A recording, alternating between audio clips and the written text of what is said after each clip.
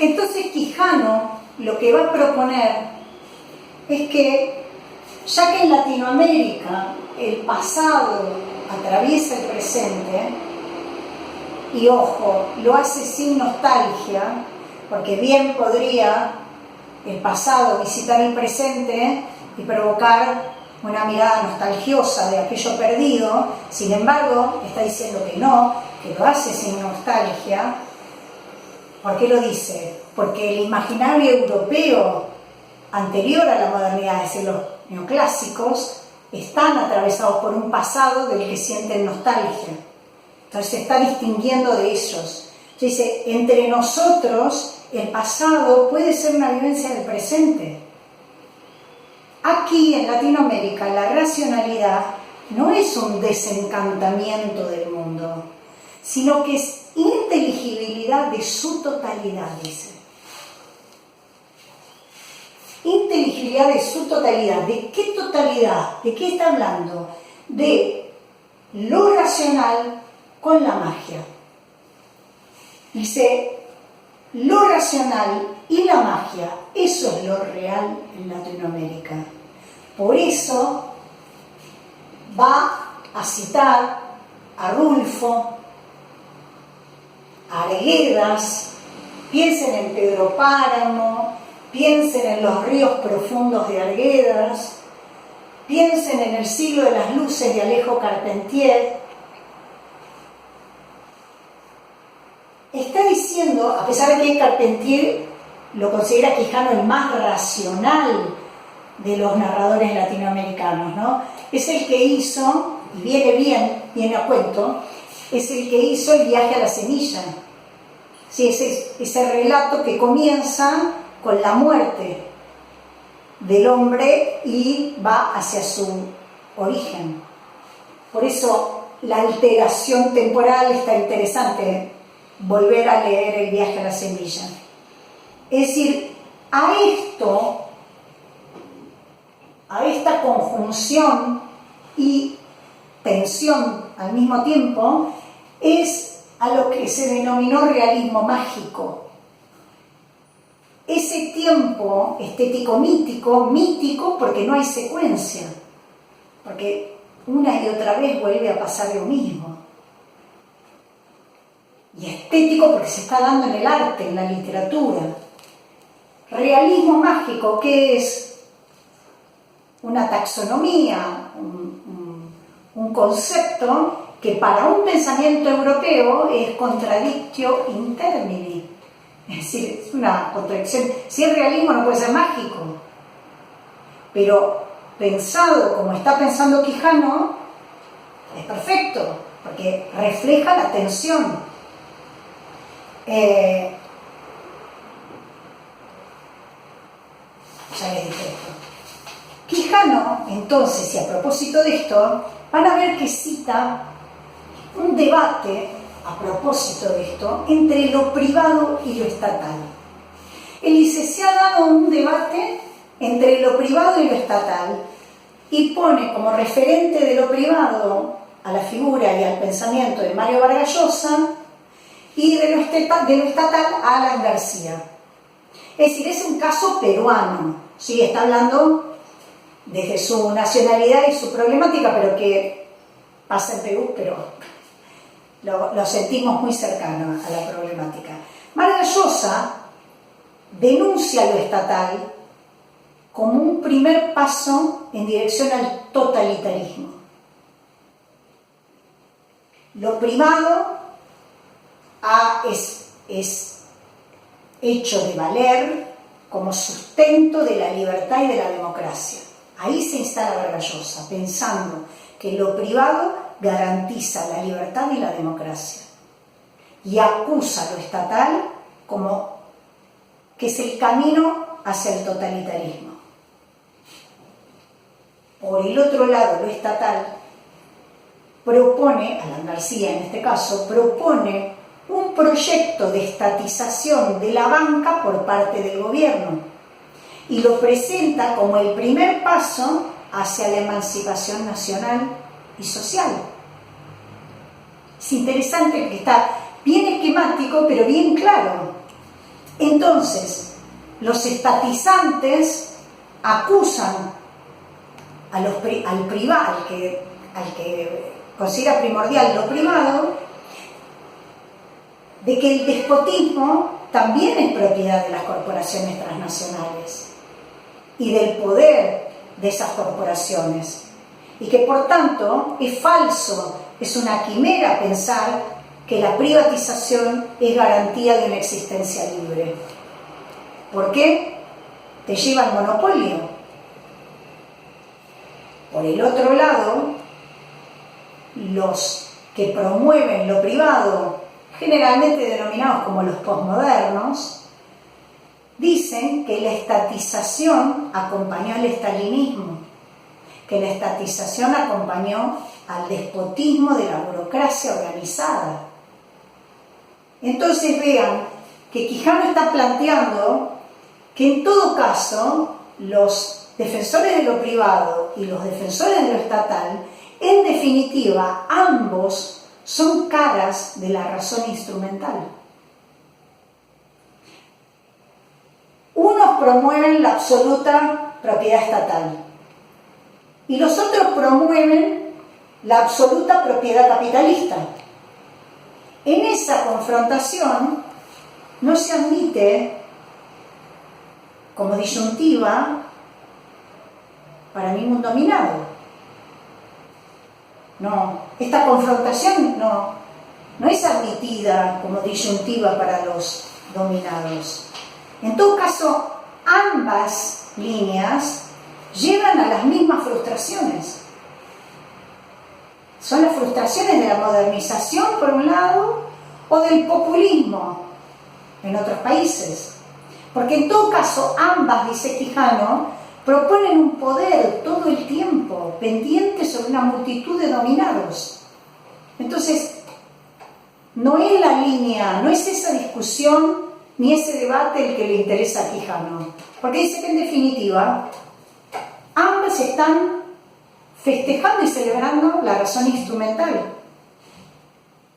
En la experiencia latinoamericana, sin embargo, dice, hay un tipo de privado que sí funcionó eficazmente, pero no es un privado capitalista. Es la experiencia de las comunidades andinas originales, lo que Arguedas quería de ellas, que era la alegría del trabajo colectivo, la solidaridad, la eficacia de la reciprocidad y la libertad de las realizaciones decididas por todos. Y eso era privado. Pero lo que dice Quijano es que advierte, dice, yo no estoy preconizando la vuelta al comunitarismo, un comunitarismo de tipo andino. No estoy preconizando la reciprocidad de las antiguas sociedades agrarias. Lo que Quijano está proponiendo es que las masas de dominados de las ciudades latinoamericanas, que están construyendo nuevas prácticas sociales fundadas en la reciprocidad, en la solidaridad colectiva y en la libertad de la opción individual, en la democracia también de las decisiones tomadas en conjunto, colectivamente consentidas, se unan frente a la imposición externa. Ese es el llamado de Quijano, ¿sí? Que se unan, reciprocidad, solidaridad, libertad, consenso en las decisiones tomadas colectivamente, que se unan esas masas de dominados que logran organizarse así frente a la imposición externa. Entonces se trata aquí de la articulación de dos herencias culturales. Por un lado, la racionalidad de origen andino, ligada a la reciprocidad y la solidaridad. Pero por el otro, la racionalidad moderna primigenia. Es esa razón ligada a la liberación social y a la libertad individual y a las decisiones consentidas por todos, es decir, a la democracia. Esa unión sería la nueva racionalidad latinoamericana. Esa es la que Arguedas imaginó. No es necesario, dice Quijano, ser prisioneros de una disyuntiva entre lo privado y lo estatal, porque en definitiva son dos caras de la razón instrumental. Entonces, América Latina, por su historia, por su lugar en la trayectoria de la modernidad, es el territorio más apto para producir esa articulación entre plena realización individual y alegría en la solidaridad colectiva, porque ambas son nuestra herencia. Por un lado está lo europeo en la realización individual y por el otro lo andino en la solidaridad colectiva. En Estados Unidos se asentó la ideología del igualitarismo social muy profundamente. Esa ideología, dice Quijano, es la otra cara del más exacerbado individualismo, porque una cosa no es posible sin la otra. Es un individualismo o un igualitarismo social carente de solidaridad, expresión del exacerbado dominio de la razón instrumental en esa cultura, ¿no? América Latina se constituye a través de estas nuevas prácticas sociales que nombró, reciprocidad, solidaridad, equidad, democracia, esas nuevas prácticas sociales e instituciones que forman fuera del Estado, del capital privado, fuera de la burocracia de lo estatal. Ahí estaría lo privado, pero no es lo privado del capital, es privado porque es por fuera de lo estatal. Entonces, dice Quijano, esa sería una sede posible de una racionalidad alternativa. Una racionalidad alternativa ¿a qué? A la razón instrumental y a la razón histórica. Por eso, bueno, ahora voy ahí, pero un poco es lo que estoy diciendo, pero ahora se los organizo mejor, porque la identidad latinoamericana, lo había puesto por acá, no puede ser definida como esencia. Ah, no, en la pizarra anterior estaba.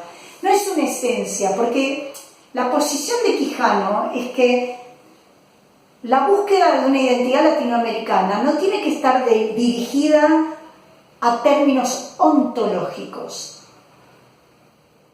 No va por ahí esa búsqueda, sino que justamente él está trabajando con la compleja historia de producción de nuevos sentidos históricos que parten de dos herencias culturales legítimas con las que contamos. Es en algún punto lo que propone Quijano está proponiendo una utopía de asociación entre razón y liberación que incorpore nuestras dos herencias, la andina y la europea. Pero claro, esa unión no va a estar dada si no es con tensión.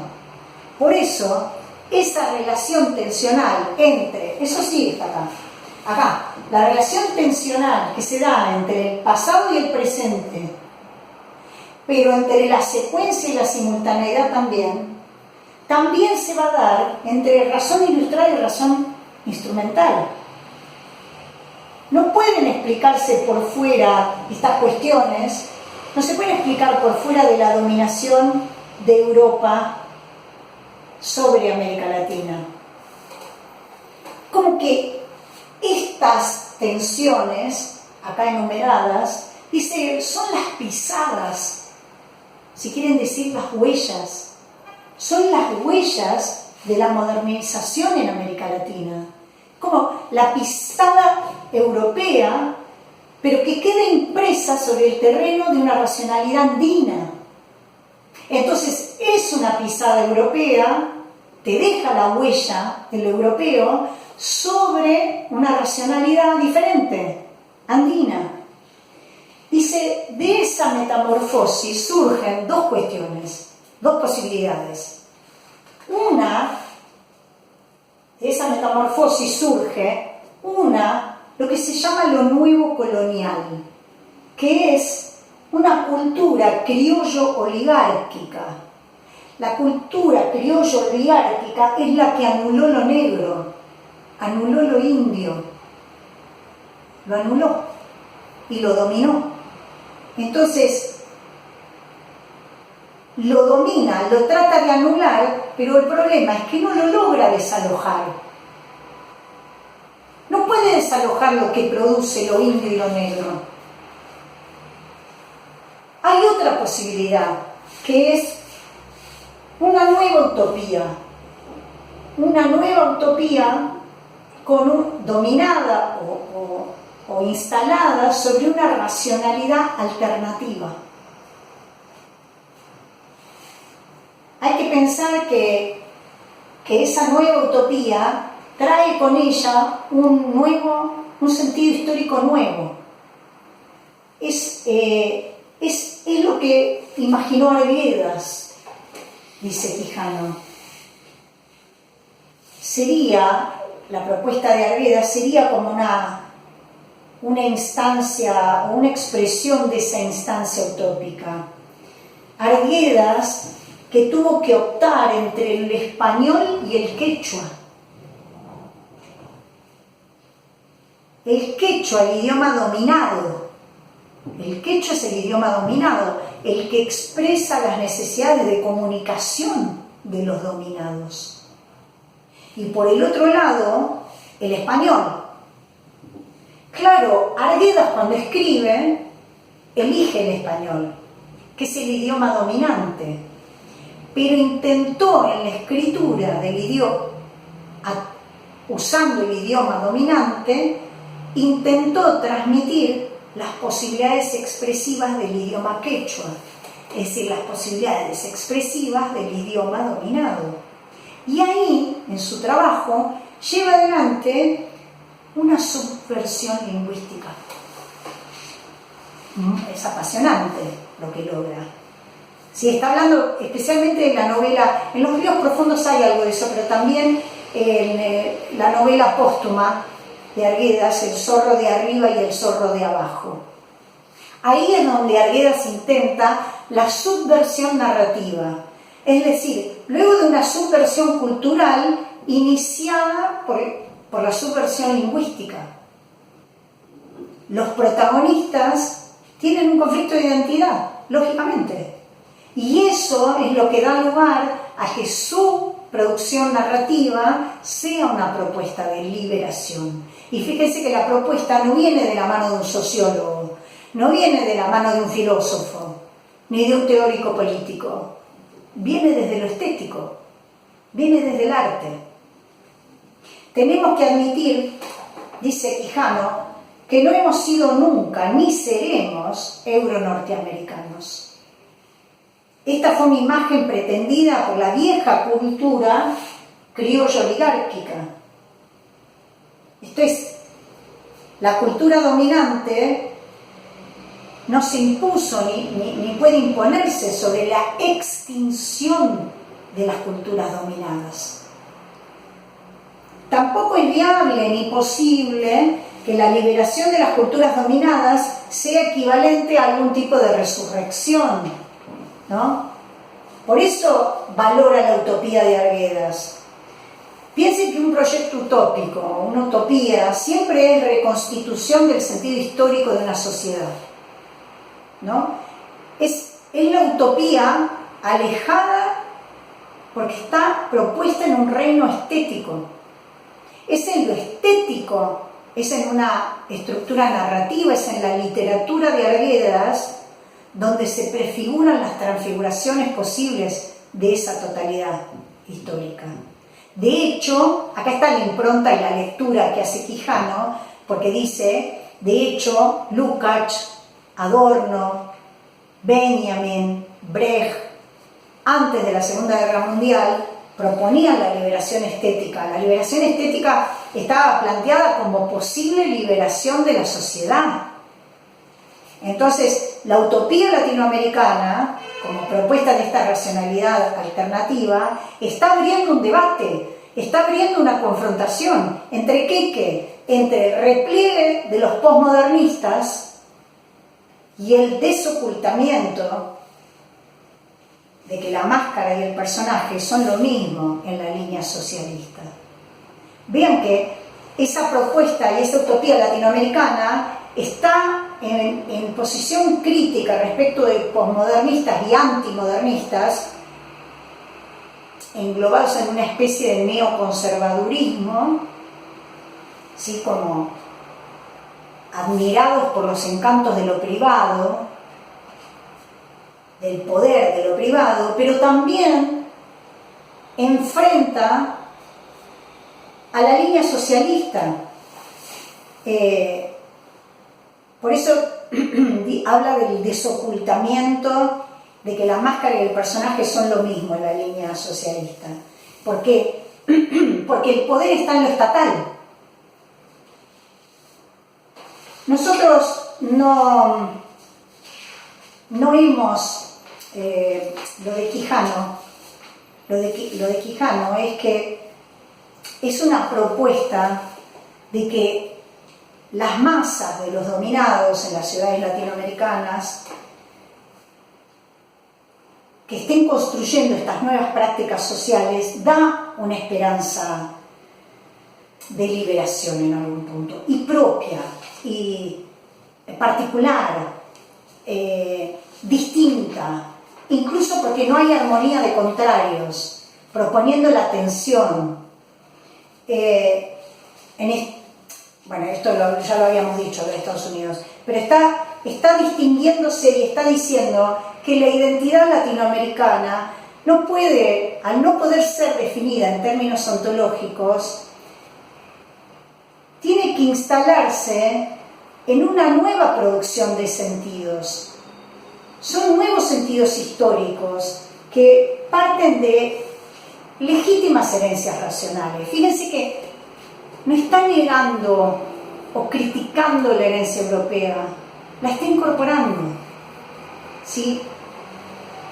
La está integrando a la tensión, que esa es la problemática que tenemos, es esa, reside en el carácter tensional. Entonces, lo que se está proponiendo desde el pensamiento de Quijano es una utopía nueva, justamente que en esa utopía se dé una asociación nueva entre razón y liberación, pero no la razón asociada a la liberación de la Ilustración, una nueva razón. ¿Por qué? Porque está cabalgando la racionalidad europea en tensión con la racionalidad andina.